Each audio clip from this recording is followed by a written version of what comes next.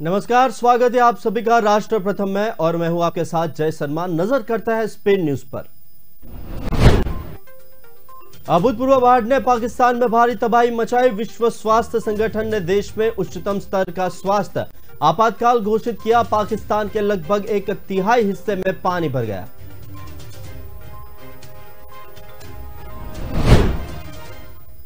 जून के मध्य से अब तक 400 बच्चों सहित 1200 से अधिक लोग अपनी जान गंवा चुके हैं। लगभग 16 मिलियन बच्चों सहित 33 मिलियन से अधिक लोग प्रभावित हुए।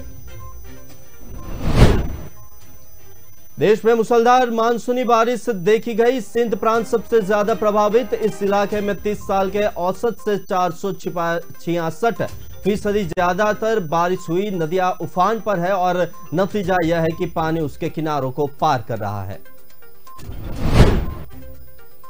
सड़कें और पुल। वास्तव में देश में कम से कम 18,000 स्कूल और 888 स्वास्थ्य सुविधाएं हैं या तो क्षतिग्रस्त हो गई है या नष्ट हो गई। बड़े भौगोलिक क्षेत्र में बाढ़ आ गई। बिहार में जदयू के एनडीए से अलग होने के बाद लगातार राष्ट्रीय स्तर पर नीतीश कुमार को झटका। अरुणाचल प्रदेश के बाद अब मणिपुर में भी जदयू के विधायकों ने नीतीश कुमार का साथ छोड़ दिया। मणिपुर में जदयू के 6 विधायकों में से 5 विधायक भाजपा में शामिल हो गए। यह पहला मौका नहीं है जब पूर्वोत्तर के राज्यों में जदयू के विधायकों ने पार्टी का साथ छोड़ा। बिहार में जदयू के एनडीए में रहते हुए वर्ष 2019 अरुणाचल प्रदेश में जदयू ने 7 सीटों पर चुनाव जीते थे। बाद में जदयू ने 6 विधायक भाजपा में शामिल हो गए। पार्टी के अध्यक्ष ललन सिंह जदयू को राष्ट्रीय पार्टी बनाने के लिए लगातार प्रयास कर रहे हैं। इसी कड़ी में यदि इन्हें कोई राज्यों में चुनाव भी जीता, बिहार से बाहर हाल के दिनों में सबसे बड़ी जीत मणिपुर में हुई।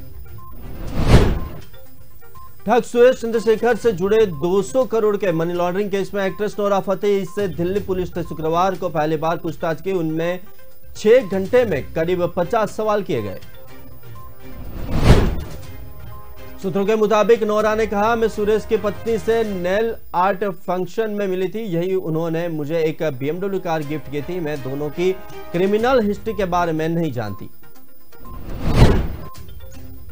दिल्ली पुलिस ने जैकलिन को 12 सितंबर को पूछताछ के लिए बुलाया। दरअसल इस मामले में दिल्ली पुलिस और ईडी जांच कर रही है।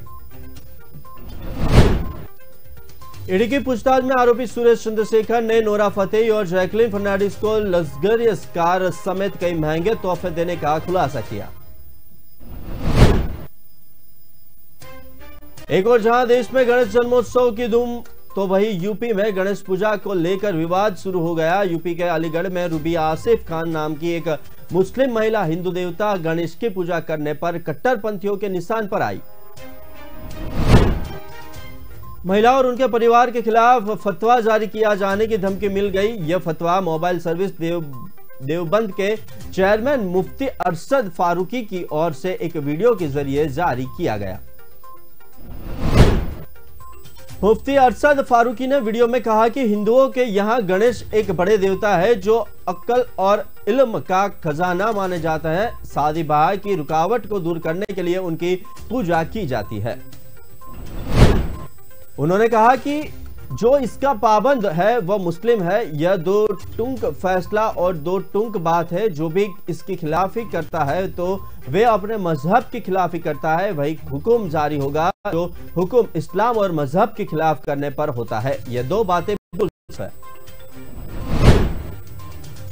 झारखंड के देवघर में बीजेपी सांसद निशिकांत दुबे, मनोज तिवारी समेत 9 लोगों को खिलाफ केस दर्ज किया गया। यह पूरा मामला देवघर एयरपोर्ट में सुरक्षा को लेकर है।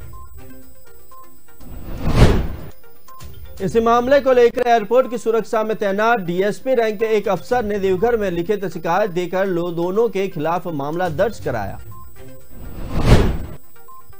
दरअसल 31 अगस्त को गोंडा के लोकसभा सांसद निशिकांत दुबे, उनके बेटे कनिष्क कांत दुबे, महिला कांत दुबे और सांसद मनोज तिवारी, मुकेश पाठक, देवता पांडेयन, पिंटू तिवारी के खिलाफ देवघर एयरपोर्ट के एटीसी में जबरन प्रवेश करने और अपने प्रभाव का इस्तेमाल कर जबरन एटीसी क्लियरेंस लेने का आरोप लगा है। एफआईआर को लेकर सांसद निशिकांत दुबे ने कहा कि किसी भी नियम का उल्लंघन नहीं हुआ है, ये राजनीतिक दृष्टि में केस दर्ज कराया गया है।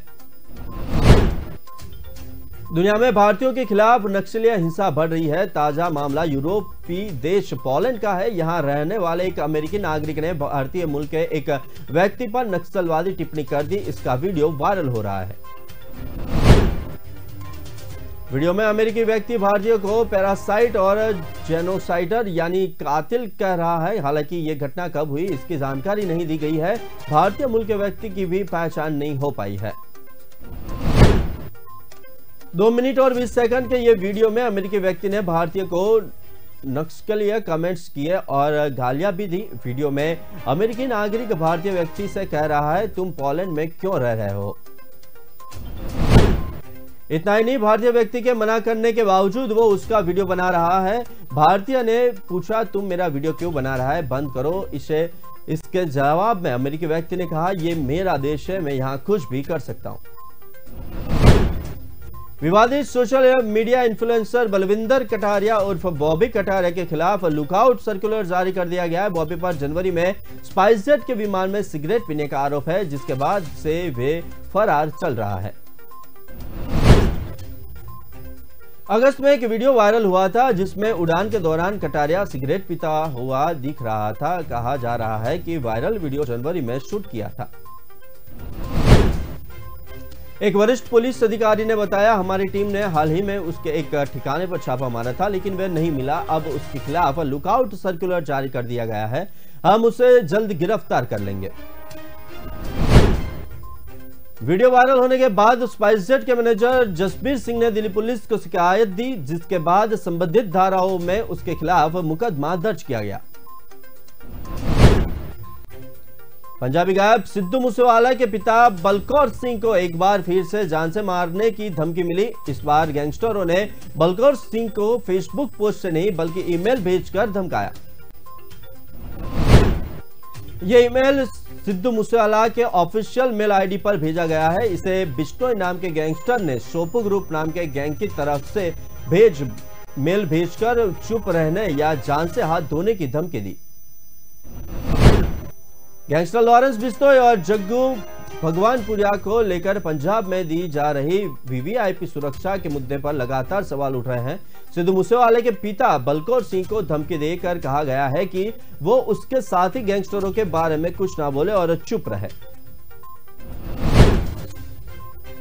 ईमेल में लिखा है, बुढ़े सुधर जा, नहीं तो तेरा हाल तेरे बेटे से भी बुरा होगा। तेरे ज्यादा बोलने की वजह से ही मनु और जगरूप रूपा का एनकाउंटर हुआ। बिहार की राजधानी पटना के डाक बंगला चौराहे पर 22 अगस्त को टीडीई अभ्यर्थियों को बहरहमी से पीटने और लाठी भांजने के मामले में आखिरकार एडीएम लॉ एंड ऑर्डर दोषी पाए गए हैं। जांच कमेटी ने इस मामले की रिपोर्ट जिलाधिकारी को रिपोर्ट सौंप दी है। इसके बाद पटना के जिलाधिकारी डॉक्टर चंद्र सिंह ने एडीएम के सिंह को शोकॉज नोटिस जारी की और जवाब मांगा। नोटिस का जवाब देने के लिए इन्हें 1 हफ्ते का समय दिया गया।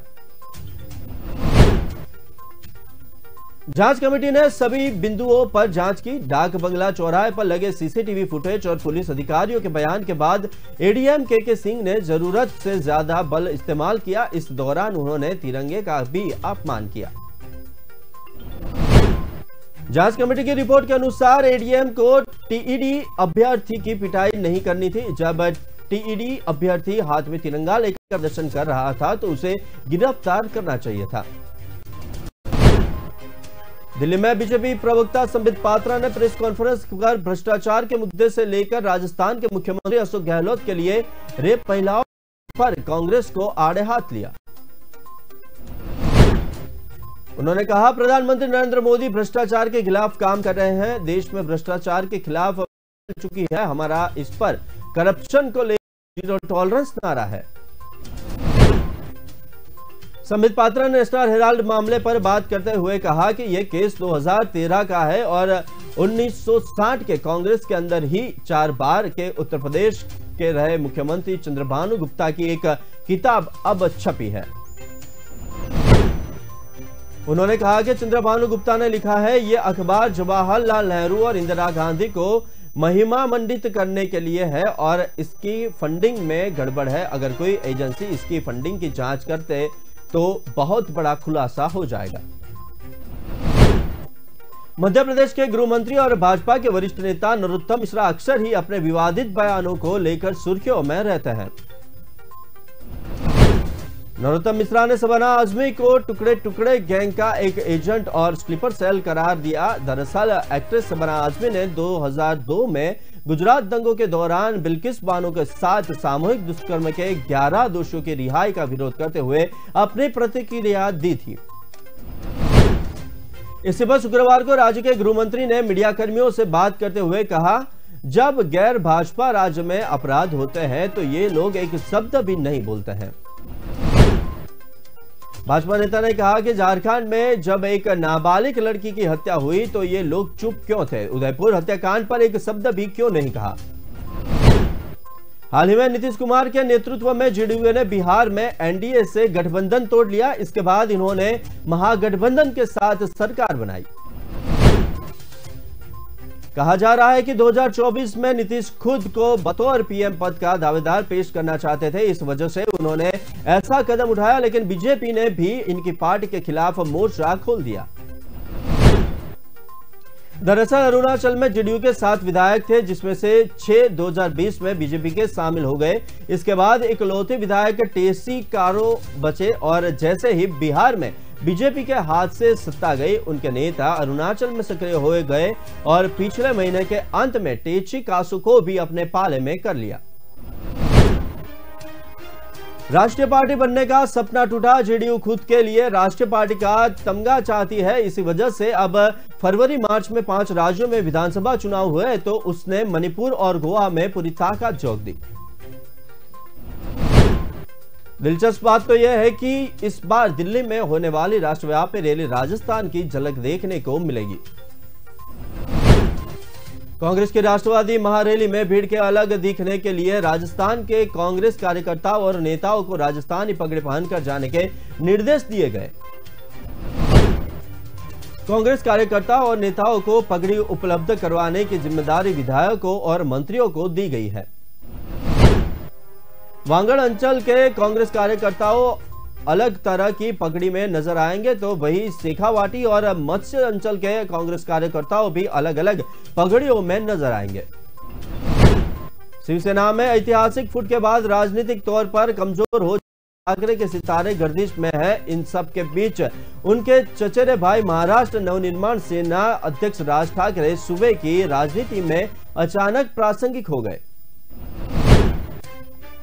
भाजपा के वरिष्ठ नेता व उप मुख्यमंत्री देवेंद्र फडणवीस के बाद मुख्यमंत्री एकनाथ शिंदे भी राज ठाकरे के आवास पर जाकर मिल चुके हैं। इसके बाद अब चर्चा है कि केंद्रीय गृह मंत्री अमित शाह भी राज ठाकरे से मिल सकते हैं। केंद्रीय गृह मंत्री अमित शाह 5 सितंबर को मुंबई आ रहे हैं। इस दौरान वे लालबाग के राजा के दर्शन करेंगे। मुंबई भाजपा अध्यक्ष आशीष शेलार के बुलावे पर मुंबई में गणपति के दर्शन करने आ रहे शाह उप मुख्यमंत्री देवेंद्र फडणवीस के घर भी जाएंगे। प्रदेश भाजपा अध्यक्ष चंद्रशेखर बावनकुले ने कहा कि मुंबई दौरे पर आ रहे केंद्रीय गृह मंत्री किससे मिलेंगे, इस बारे में फिलहाल कुछ नहीं कह सकते हैं। राज ठाकरे से हमारे मित्रवत संबंध है, लेकिन बीएमसी चुनाव शिवसेना और भाजपा मिलकर लड़ेगी। झारखंड के देवघर एयरपोर्ट के एयर ट्रैफिक कंट्रोलर पर दबाव बनाकर रात में चार्टर प्लेन टेक ऑफ कराने के मामले में भाजपा नेताओं समेत 9 के खिलाफ एफआईआर दर्ज। एफआईआर देवघर एयरपोर्ट पर तैनात डीएसपी सुमन अमन ने जिले के कुंडा थाने में दर्ज शिकायत पर कराई। डीएसपी सुमन अमन के मुताबिक 31 अगस्त को गोंडा के सांसद, उनके दोनों बेटे मनोज तिवारी और अन्य लोग देवघर एयरपोर्ट पर एटीसी में जबरन घुसे और कर्मचारियों पर जबरन क्लियरेंस लेने का दबाव डाला।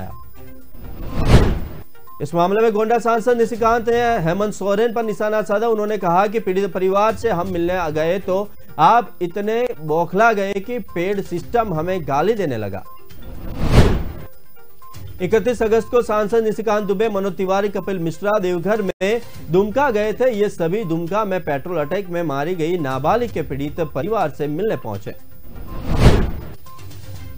हिमाचल प्रदेश के मुख्यमंत्री जयराम ठाकुर ने शुक्रवार को सिरमौर और सोलन जिलों में कई विकास परियोजनाओं का उद्घाटन किया। यह सत्ताधारी भाजपा सरकार के अपने मिशन रिपीट हो हासिल करने के प्रयासों के क्रम में था।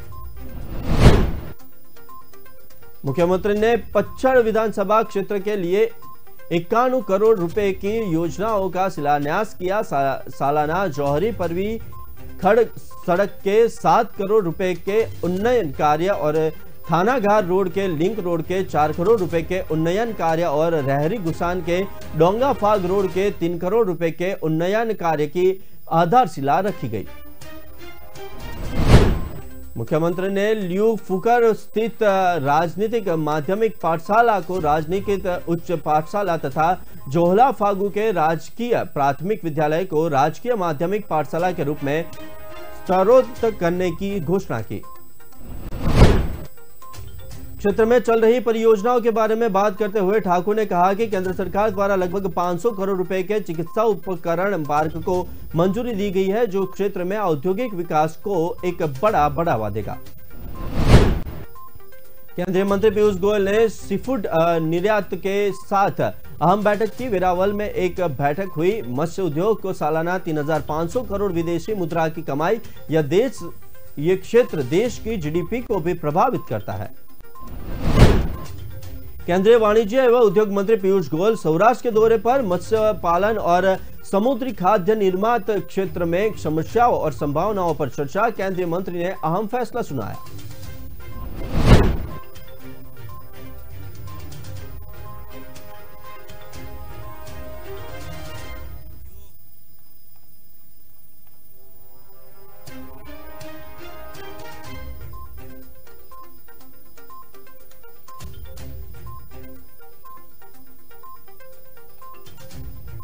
एनडीपीसी बोर्ड में समुद्री खाद्य निर्यात संघ की स्थायी नियुक्ति के साथ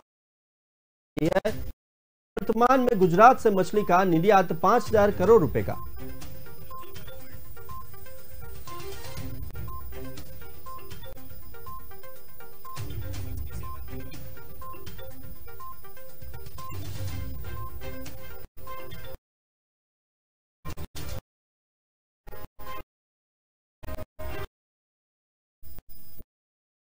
समुद्र स्थायी विकास कार्य एमपी से 5,000 मत्स्य निर्यात को बढ़ाकर 15,000 करोड़ करने पर चर्चा। बैठक में sea food export association Bharat के राष्ट्रपति जगदीश फोफुंडी द्वारा विस्तृत प्रस्तुति। केंद्रीय मंत्री की घोषणा की विश्व व्यापार संगठन में मछुआरों के पक्ष में निर्णय लिया गया। लव जिहाद के विरोध में कल दिशा में हिंदू समुदाय द्वारा बंद का ऐलान किया गया। मालागढ़ में एक परिवार के धर्म परिवर्तन और पैसे की मांग को लेकर हिंदू समुदाय के गुस्सा फूट पड़ा, जिससे कल होने वाली महारैली में 5,000 से ज्यादा लोग शामिल होंगे। पूरे माली समुदाय में भड़क उठा। दिशा के मालगढ़ गांव की माली समुदाय के परिवर्तन का धर्मांतरण कर 25 लाख रुपए की मांग के बाद परिवार के मोभी ने आत्महत्या करने की कोशिश की, जिसके पूरे माली समुदाय में गुस्सा फूट पड़ा। हालांकि पुलिस ने कुछ आरोपियों को गिरफ्तार भी किया। धर्मांतरित परिवार के सभी तक न मिलने से माली समुदाय समेत पूरे जिले में हिंदू समुदाय में रोष था और दिशा सहित जिले भर के दोष दिशा से महारैली में शामिल होंगे और विभिन्न व्यापारियों ने इसका समर्थन किया। दिशा बंद की घोषणा इसके साथ ही दिशा गंज बाजार, दिशा शाक मार्केट एवं कोल्ड स्टोरेज एसोसिएशन, कपड़ा सुनार, धार्मिक, सामाजिक और युवा संगठन, राजनीतिक नेता सहित विभिन्न संघ की इस रैली में शामिल होंगे। आम आदमी पार्टी के संयोजक और दिल्ली के मुख्यमंत्री अरविंद केजरीवाल हरियाणा से 7 सितंबर को मेक इन इंडिया नंबर 1 यात्रा की शुरुआत करेंगे। इस अभियान का मुख्य मकसद 2024 को आम चुनाव और 7 राज्यों में होने वाले विधानसभा चुनाव के लिए पार्टी को प्रभाव को। केजरीवाल रैलियों में युवा सभाओं और तिरंगा यात्राएं आयोजित कर राज्यों में मेक इन इंडिया नंबर 1 अभियान चलाएंगे। यह कार्यक्रम हरियाणा में 7 और 8 सितंबर।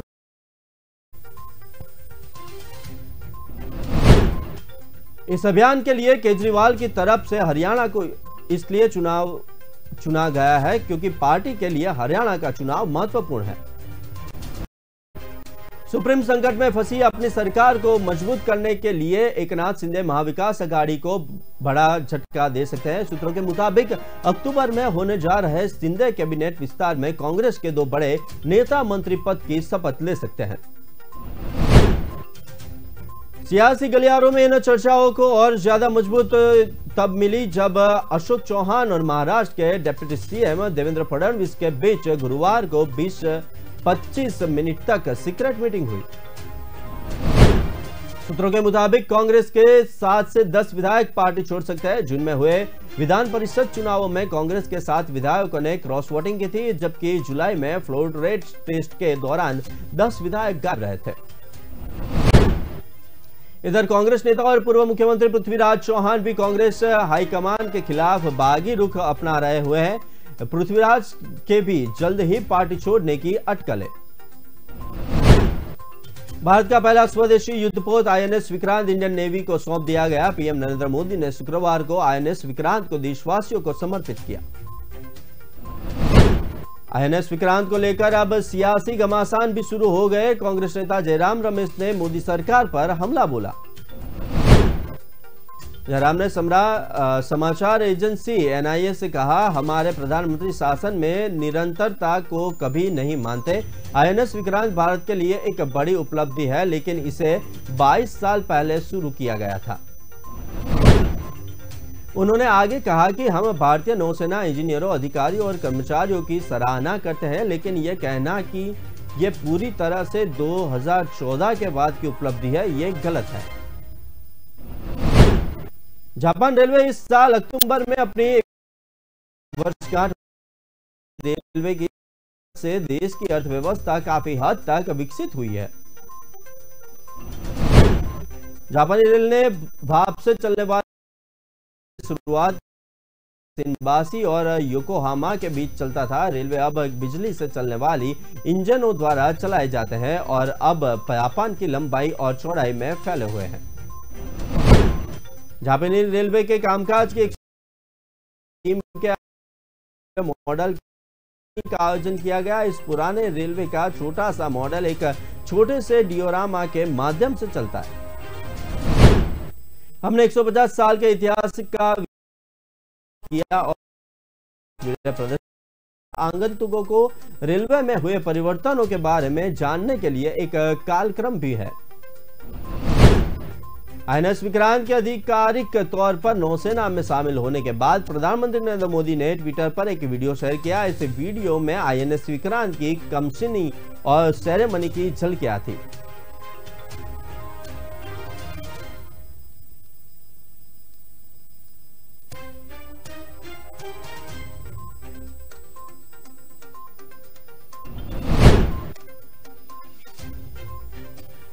इस कार्यक्रम में प्रधानमंत्री नरेंद्र मोदी भी शामिल हुए थे और उन्होंने देश विमान वाहक पोत समर्पित किया।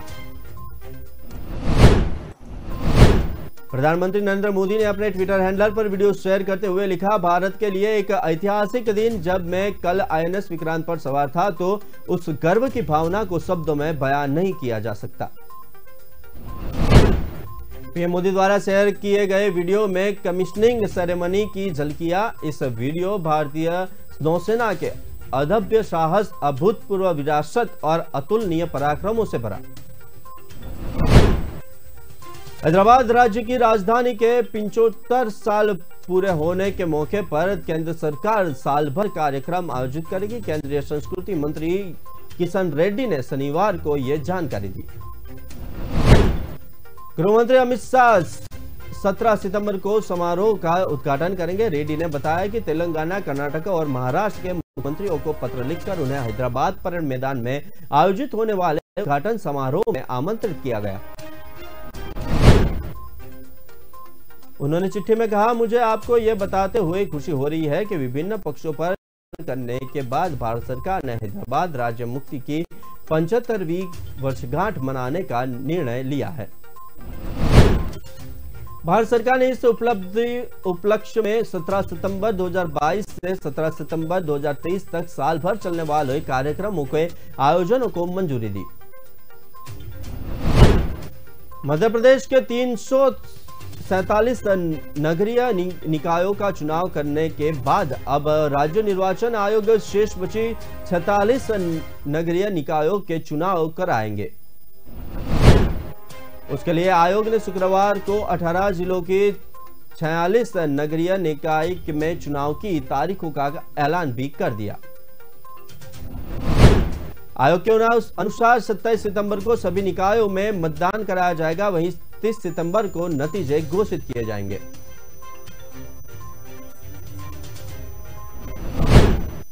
तो इस खबर में बस आज इतना ही। विस्तार से खबरें पढ़ने के लिए आप हमारे वेबसाइट का भी प्रयोग कर सकते हैं। हमारे वेब का पता है www.kalamkartavya.com। हमारी कलम ही हमारा कर्तव्य है के उद्देश्य के साथ खबरों को आप राष्ट्र प्रथम के साथ देखते रहिए। नमस्कार।